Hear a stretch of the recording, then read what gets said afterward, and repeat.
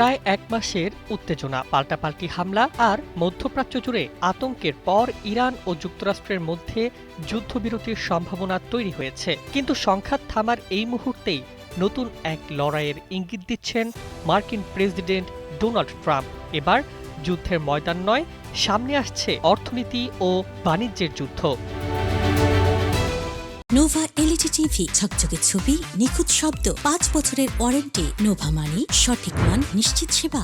দীর্ঘদিন পর ওয়াশিংটন ও তেহরানের মধ্যে একটি সমঝোতা স্মারকের আলোচনা মধ্যপ্রাচ্যের রাজনীতিতে বড় পরিবর্তনের ইঙ্গিত দিচ্ছে।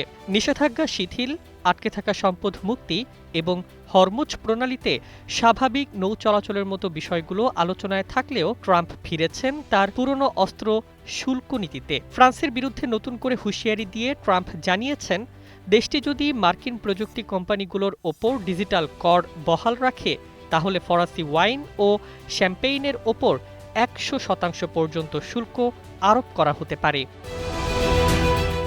বিশেষজ্ঞদের মতে, ইরানের সঙ্গে উত্তেজনা কমলেও ট্রাম্পের বৈশ্বিক চাপ প্রয়োগের কৌশল বদলায়নি। একদিকে তেহরানের সঙ্গে সমঝোতার চেষ্টা, অন্যদিকে ইউরোপ ও এশিয়ার বাণিজ্য অংশীদারদের ওপর নতুন শুল্কের চাপ। এই দ্বিমুখী কৌশলই এখন সামনে আসছে। তবে ইরান ইস্যুতে সম্ভাব্য সমঝোতা আরও বড় ভূরাজনৈতিক পরিবর্তনের ইঙ্গিত দিচ্ছে। 1979 সালের ইসলামী বিপ্লবের পর থেকে যুক্তরাষ্ট্র ও ইরানের সম্পর্ক ছিল সংঘাতপূর্ণ। নিষেধাজ্ঞা, কূটনৈতিক চাপ ও সামরিক হুমকির পরও ইরান তার আঞ্চলিক প্রভাব ধরে রেখেছে।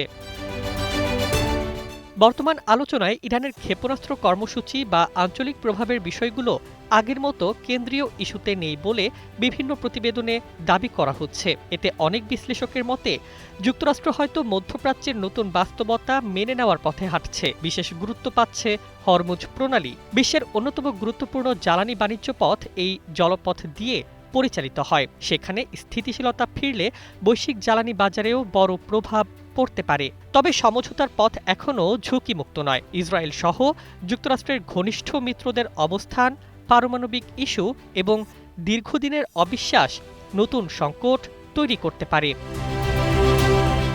সব মিলিয়ে ইরান যুদ্ধ থামার সম্ভাবনার মাঝেই শুরু হচ্ছে নতুন এক লড়াই, প্রভাব, অর্থনীতি ও বিশ্ব নেতৃত্বের লড়াই।